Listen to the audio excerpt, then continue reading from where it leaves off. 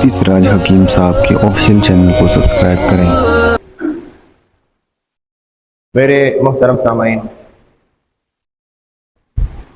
محرم الحرام کا مہینہ جب شروع ہوتا ہے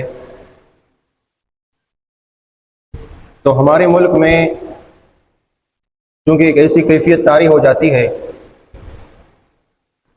تو ہمارے ذہن میں یہی آتا ہے کہ یہ پیٹنے کا مہینہ ہے، یہ اپنا چہرہ پیٹنے کا مہینہ ہے، گریبان پھاڑنے کا مہینہ ہے، کالا کپڑا پہننے کا مہینہ ہے، اپنے آپ کو مارنے کا مہینہ ہے، روڈ بند کرنے کا مہینہ ہے، اور نوحہ و گریہ و زاری جیسے ساؤنڈ بجانے کا مہینہ ہے۔ حالانکہ اس مہینے کی عظمت کو دیکھا جائے، زمانے سے اللہ تبارک و تعالیٰ نے اس کی عظمت رکھی ہے۔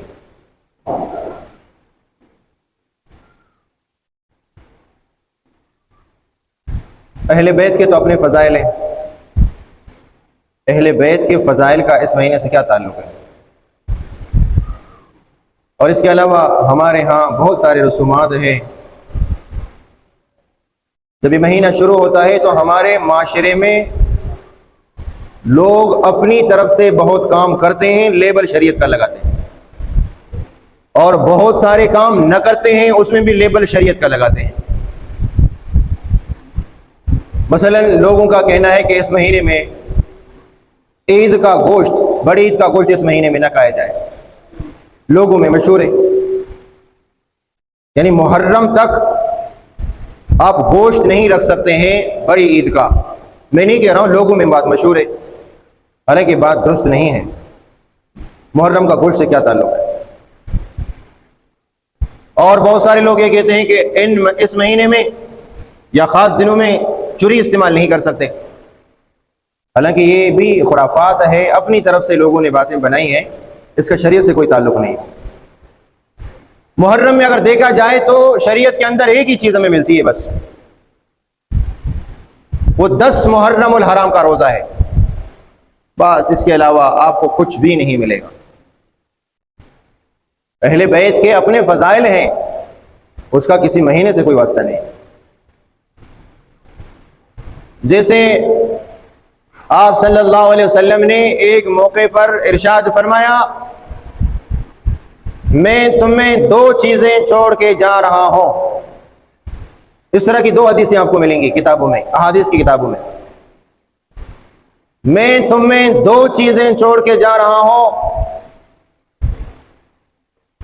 اگر آپ ان کو مضبوطی سے پکڑیں گے میرے بعد گمراہ نہیں ہوں گے۔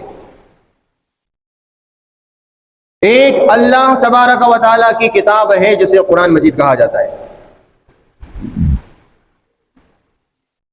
اور نمبر 2 وہ سنتی، اور میری سنت۔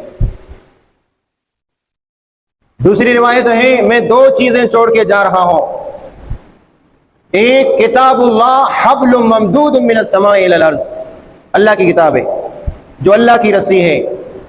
نمبر 2 وعطرتی اہل بیتی، اور میرا جو اہل بیت ہے اس کو مضبوطی سے تامو، تم گمراہ نہیں ہوگے۔ اہل بیت سے کون مراد ہیں، یہ بھی آپ کے سامنے میں اس کی وضاحت کروں۔ کیا فرمایا؟ 2 چیزیں چھوڑ کے جا رہا ہوں۔ دونوں روایتوں میں پہلا ہے کتاب اللہ، اللہ تبارک و تعالیٰ کی کتاب ہے، جو اس کو مضبوطی سے تام لے گا وہ گمراہ نہیں ہوگا۔ آج کل اللہ کی کتاب کو چھوڑ کر لوگ قصے، کہانیاں، من گھڑت باتوں کے پیچھے لگے ہوئے ہیں۔ کبھی آپ سے کوئی کہے کہ یار یہ بات اس طرح ہے، یہ مسئلہ اس طرح ہے، آپ صرف سے یہ کہیں کہ آپ قرآن سے واقفیت رکھتے ہیں، کیا قرآن و حدیث میں یہ چیز ہے؟ کیونکہ ہمارے لیے معیار، مرجع، ماخذ قرآن ہے اور اللہ کے نبی کی سنت ہے۔ علیکم بسنتی، میری سنت کو مضبوطی سے تام لو۔ اللہ کے نبی نے فرمایا صلی اللہ علیہ وسلم، میں 2 چیزیں چھوڑ کے جا رہا ہوں، ایک اللہ کی کتاب ہے، نمبر 2 اور میری سنت ہے۔ یہاں یہ بات واضح ہو گئی کہ اللہ کے نبی نے سنت فرمایا، حدیث نہیں فرمایا۔ یہ بات آپ ذرا توجہ سے سنیں کہ اللہ کے نبی نے یہ فرمایا کہ میں دو چیزیں چھوڑ کے جا رہا ہوں، ایک اللہ کی کتاب اور دوسرا کیا فرمایا، وہ سنتی، میں اپنی سنت چھوڑ کے جا رہا ہوں۔ حدیث نہیں فرمایا کہ میں حدیث چھوڑ کے جا رہا ہوں، کیونکہ حدیث میں اور سنت میں فرق ہے۔ میں نے کئی مرتبہ آپ لوگوں کو بتایا کہ حدیث میں اور سنت میں فرق ہے۔ آپ اس چیز کو کہہ سکتے ہیں بھائی یہ حدیث ہے، لیکن ضروری نہیں کہ وہ حدیث سنت بھی ہو۔ بات سمجھ میں آ گئی؟ وہ کیسے؟ حدیث میں ہے کہ اللہ کے نبی نے 11 شادیاں کی، حدیث ہے، سنت نہیں ہے کہ نہیں ہے؟ حدیث میں ہے کہ اللہ کے نبی نے 11 شادیاں کی، حدیث ہے، لیکن سنت ہے۔ سنت کا معنی یہ کہ آپ کرو تو آپ کو اس پر ثواب ملے، آپ کر کے دکھاؤ۔ شریعت میں 4 شادیوں کے علاوہ جائز ہے نہیں۔ حدیث میں ہے اللہ کے نبی معراج تشریف لے گئے، ہے کہ نہیں؟ حدیث کے الفاظ ہے کہ اللہ کے نبی معراج تشریف لے کر گئے۔ تو ہم میں اور آپ میں کسی میں ہمت ہے معراج جانے کی؟ ہمت ہے؟ اگر ہر حدیث سنت ہوتی تو مجھے اور آپ پر لازمی تھا کہ میں اور آپ بھی معراج چلے جاتے۔ بات سمجھ میں آ گئی نہیں آ گئی؟ اور حدیث میں نبی اکرم صلی اللہ علیہ وسلم کے بہت سارے فضائل، حدیث پاک میں آتا ہے کہ اللہ کے نبی بی بی عائشہ رضی اللہ تعالیٰ عنہ کے پاؤں مبارک پر سو گئے، حتیٰ کہ نیند کی آواز بھی آ گئی، جیسے انسان سو جاتا ہے آواز آ جاتی منہ سے۔ آپ صلی اللہ علیہ وسلم سو گئے، سونے کے بعد اٹھے، بغیر وضو فرمائے نماز پڑھی۔ حدیث کے الفاظ ہیں، کیا میرے اور آپ کی نیند جب ہم کریں پھر اس کے بعد وضو کرنا لازم ہوگا کہ نہیں ہوگا؟ حدیث میں اور سنت میں فرق ہے۔ تو اللہ کے نبی نے فرمایا علیکم بسنتی، اور یہ فرمایا کہ اللہ کے نبی نے فرمایا 2 چیزیں چھوڑ کے جا رہا ہوں۔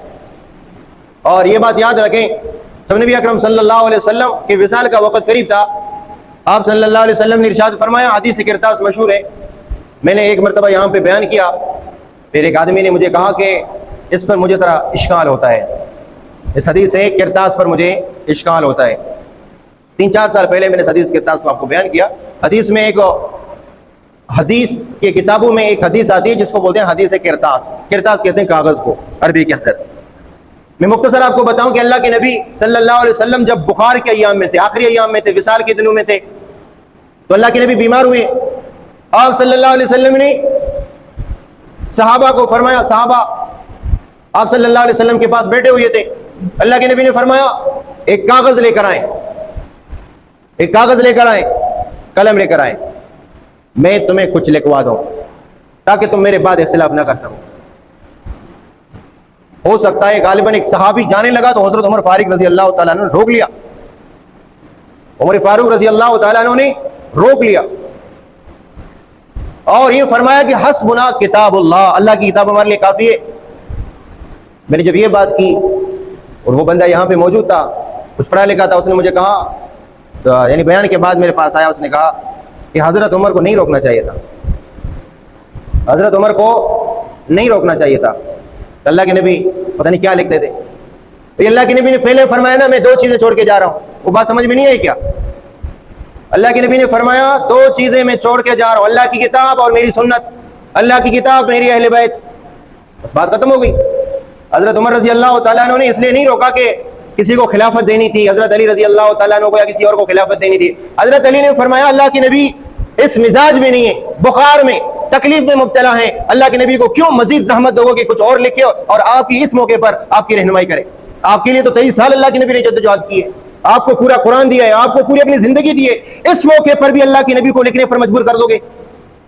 بیماری کے ایام میں بھی اللہ کے نبی کو لکھنے پر مجبور کر دو گے؟ اس وجہ سے حضرت عمر نے روکا ہے۔ یہ نہیں کہ اللہ کے نبی کسی اور کو خلیفہ بنانا چاہتے تھے، اللہ کے نبی نے جس کو مصلی پہ بٹھایا خلیفہ تو وہی ہو گیا۔ بے شک حضرت علی رضی اللہ تعالیٰ عنہ ہمارے لیے عظمت والے ہیں، شان والے ہیں۔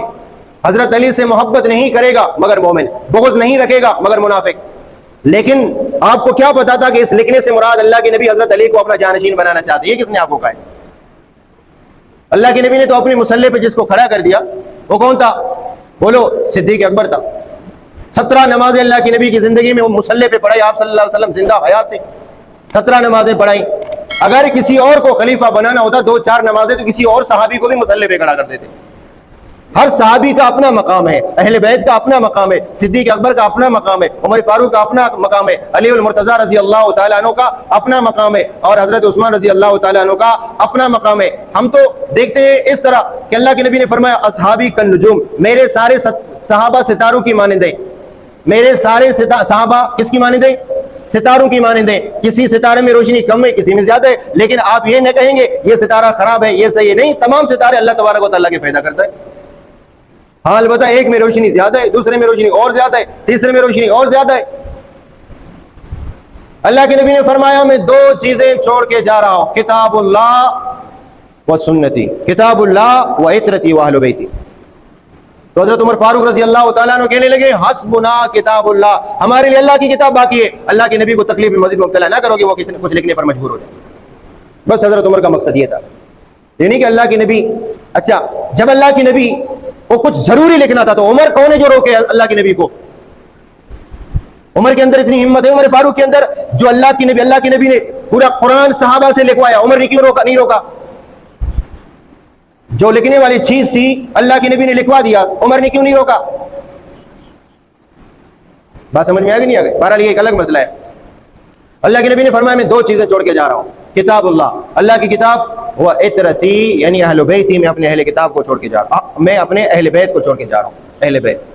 اہل بیت کون ہے وہ بھی آپ کے سامنے بتاتا ہوں۔ ایک مرتبہ اللہ کے نبی نے فرمایا میرے اہل بیت کی مثال سفینہ نوح کی طرح ہے، جو اس میں سوار ہوا وہ نجات پا گیا۔ میرے اہل بیت کی مثال کس کی طرح ہے؟ سفینہ نوح کی طرح ہے، نوح علیہ السلام کی کشتی کی طرح ہے، جو اس میں سوار ہوا یعنی جو میرے اہل بیت کے پیچھے چلا تو وہ کامیاب ہو گیا۔ اہل بیت کون ہے؟ یہ ایک لمبی تفصیل ہے، اس پر کبھی انشاءاللہ گفتگو کریں گے۔